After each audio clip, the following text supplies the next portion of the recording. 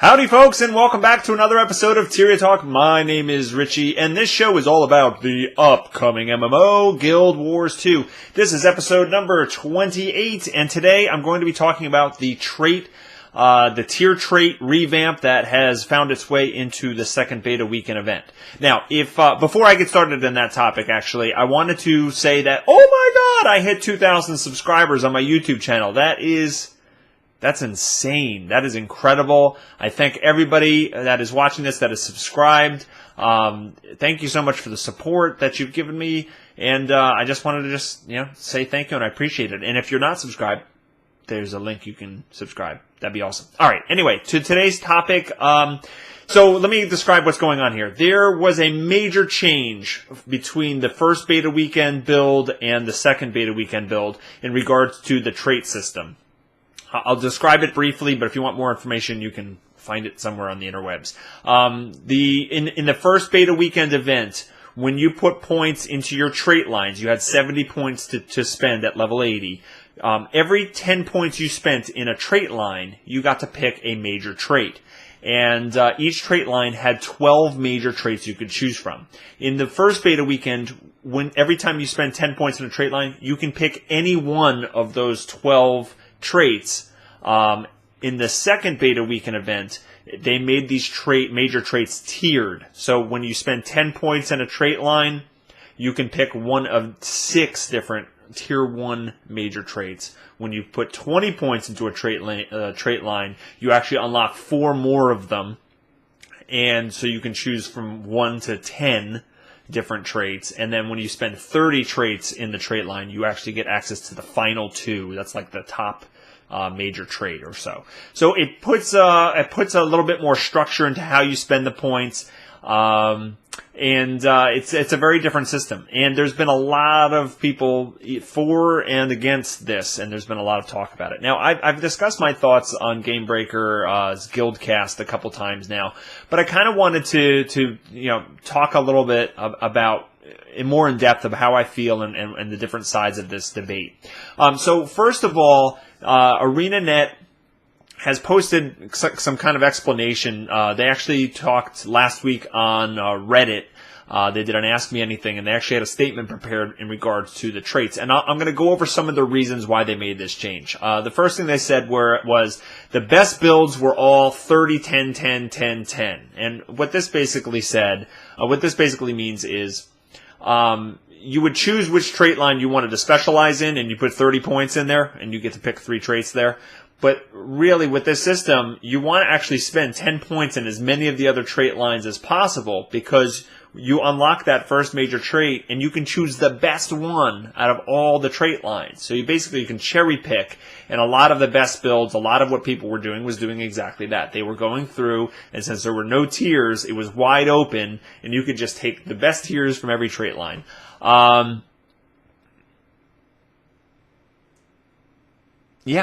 So that's what they were doing. Now, another thing they said as a consequence to that is you were also choosing the best major traits at the beginning, at the early levels. As soon as you put 10 points in a trait line, you would get the best major trait there. And it just made progression feel a little weird that as you get higher and higher levels, you're choosing the second best or third best trait as you level up. And it's not a big deal, but it is a little bit of a weird mindset change that as you get higher level, you're actually choosing things that are less ideal for your profession. So that was just a tiny reason, I think, but still a reason nonetheless. Another thing is that new players kind of get option shock. So as soon as they spent their 10th trait point, they actually are bombarded with this choice of 12 different things that they have to choose from. And it's a little bit, as someone who's been following the game or maybe watching like a show online like this, it might seem like, oh, what's the big deal of that? But just realize most of the people, the largest percentage of people that are going to play Guild Wars 2 are not going to be well researched into the game. They're just going to be playing the game, not do much reading, not watch videos or podcasts based on Guild Wars 2. And it is kind of a big deal to have to overwhelm those people. And I talked about this in previous episodes of my show. You don't want to frustrate people or make people feel like they don't know what they're doing too much. So it is going to give them less options, and it's a more structured progression, and so it will help new players out. Now, one of the other reasons, and this is probably the biggest reason, is it's much easier to balance this new system. The old system really relied on them making 12 major traits that are pretty much on par with each other. They have to be pretty much equal in terms of power and balance. Now, the problem with that is there's 5 trait lines per profession. They each have 12 traits. So they're balancing, 5 times 12 for each profession, and there are 8 professions. And it's not that it's impossible to do that, but just think about the amount of resources it would take to actually, that'd be monumental to actually make those all relatively equal. And think about in the future, they add a new trait. They want to add more major traits in there. They now have to, make sure that that's balanced with each of them. And it's not an easy thing to do. So that's probably one of the biggest reasons why they did this. So some of the criticism regarding this system revolves around the fact that it kind of loses its uniqueness a little bit. I mean, the old system was way wide open. Not many MMOs have this kind of structure, and this new one seems to be very restrictive. And it really feels like more like a talent tree system that you would find in a World of Warcraft or the countless other games that kind of come out that have similar systems in it. Rift has talent trees. Star Wars: The Old Republic has talent trees. And this feels a little talent tree-y. And so I think part of the criticism may not be necessarily that they disagree, with the whole concept. It's just that, Guild Wars fans really love the fact that, Guild Wars is different than everything else. And think about all the innovative things they put into this game to kind of differentiate themselves from other MMOs on the market. And this is something that they've actually now adopted, a system that's really familiar and, kind of non-unique in a way. So I think that's part of the frustration. Other part of the frustration is people just want to be able to build their character however they want. And they would kind of say, it's Arena's job to balance it. Give me the options. You guys figure it. It's your job to figure out how to balance it. And there's some logic to that. There is there are people that kind of want that kind of system and do expect the developer to to kind of to work hard to make sure that it doesn't break the system. Now, I kind of feel like I understand that whole argument, and I understand that some people think it might be a cop-out or the easy way out for ArenaNet because, hey, they can have, no one's arguing that this system is much easier to balance. You can't argue against that. This is much easier for them to have controls over the more powerful traits, put them at the end of the trait line so not every single build has access to it. I just kind of come in at it thinking, they probably tried really, really hard to keep things wide open like that and just kind of decided after a lot of research and a lot of iteration that, for the health of the game long term, this is the way we have to do it to protect the health of the game, to make sure that we don't have to go in and nerf a whole bunch of builds constantly, change the way professions work constantly, and that kind of thing. So I think that they've gone through the ringer of options, and this is really what they're deciding is best. So I kind of trust that. If they're going to come out with the other system, give you a lot of choices and be free, and they might drop the ball here or there and or not be able to balance it, or might not be able to add new traits as easier long term, I think that's a good decision to not to do it if they feel like it's going to be hard, because balance is going to be very important for Guild Wars 2, especially if they're going to be putting a spectator mode in, and especially if they want to get the structured PvP into the esports arena. Class balance or profession balance is going to be super, super important, and they need to have these checks in place in order to make that happen, it appears. So I also think that there is an illusion of choice in the old system, and I've talked about this a little bit before, that it may feel like you have tons and tons of options, millions and millions of options, but when you really break it down, having all that freedom really doesn't come out with that many different choices for great builds. Sure, you have tons of choices of bad builds. You can choose totally awful traits for what you're trying to do because all the combinations are available. But when you break it down, like what are people going to be playing, I think it really just pares down to some really good builds that are, cherry picking the best major traits and not really having all that many options if you want to play competitively. And I know people will argue against this, but one of the examples that they gave and that I've actually kind of looked through is, for example, if you're going to make a necromancer in the old build, you might say, hey, I can access all 12 of the major traits from all the different lines and stuff like that. But you're going to make a minion master specialist, so you're going to go down the death magic trait line. Okay, you're going to put 30 points in there. Okay. And you're like, hey, I could choose any of the 12 major traits that are in there. Well, you're a minion master build, right? Yeah. So how many of those major traits actually do anything with minions? 5. Okay. So you're not really choosing from 12, you're choosing 5 traits. Okay. So you see, you actually have less choices for what you're trying to do. Okay. And in the old system, what you would probably do is you look online or do the math yourself or figure out that 3 of those 5 minion master major traits are actually the best.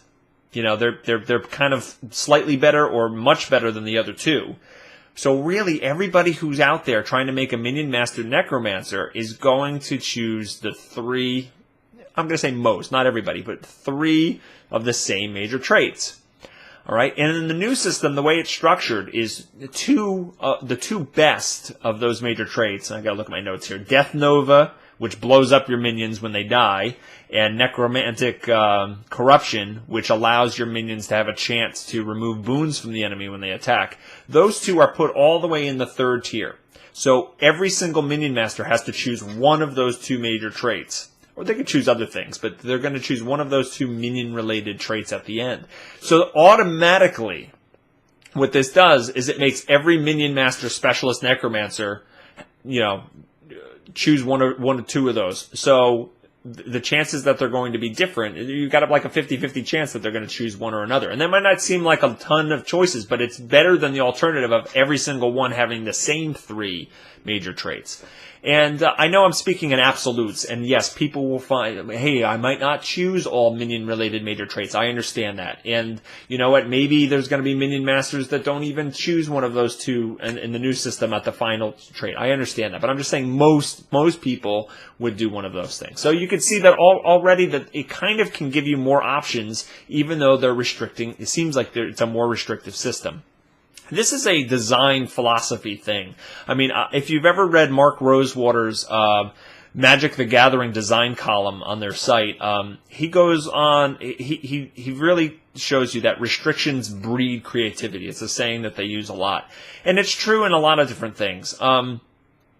This is going to be a non-game or video game, non-Guild Wars 2 related example, but I have an author friend who, if given the complete freedom to write whatever stories he would write, he could actually write a novel based on, whatever he was interested in and stuff like that. And he would come out with a novel. But he's actually had publishers come out to him and say, hey, I want you to write a story about this specific setting, and I want there to be a character that kind of does this in it. And it gives him a lot of freedom, but there are parameters in which he has to write the novel around.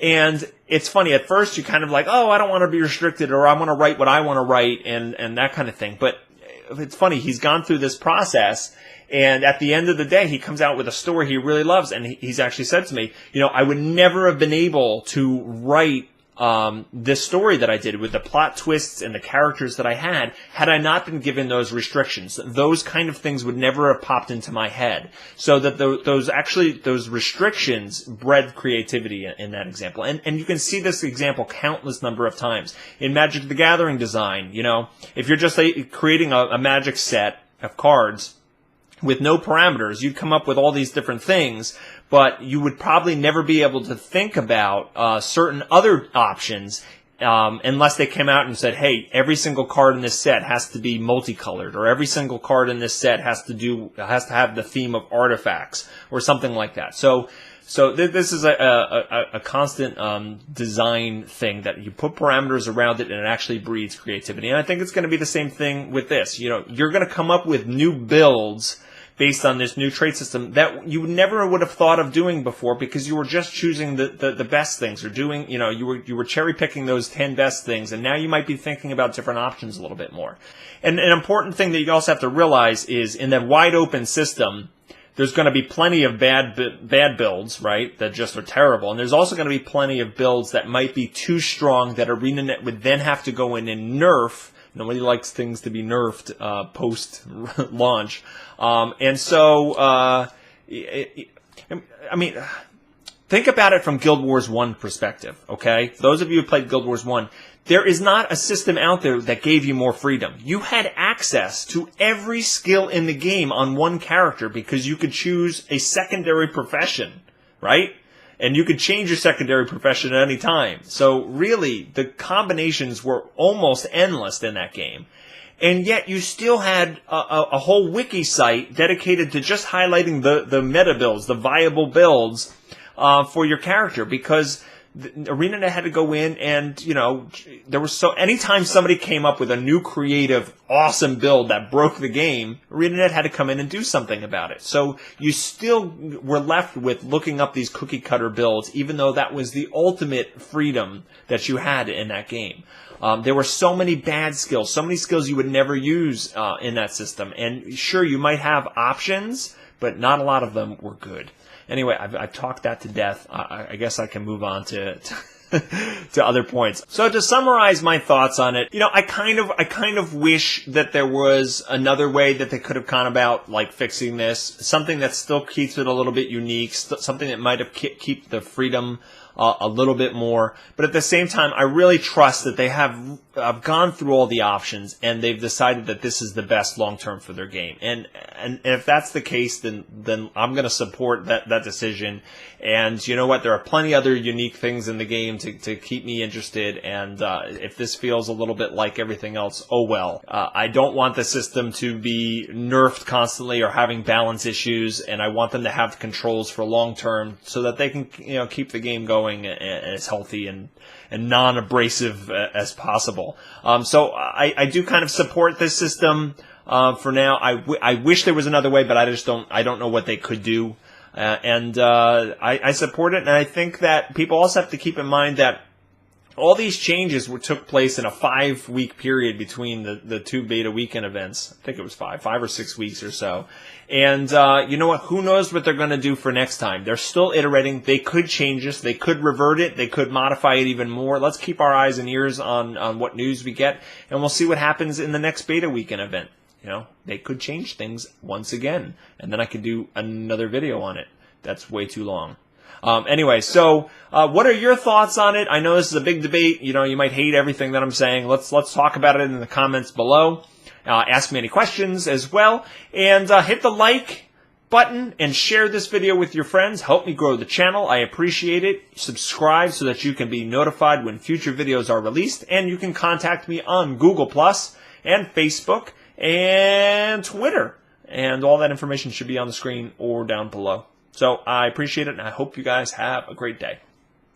Darkness falls across the land, the midnight hour is close at hand, and grisly ghouls from every tomb are closing in to seal your doom. And though you fight to stay alive, your body starts to shiver, for no mere mortal can resist the evil of the Thriller.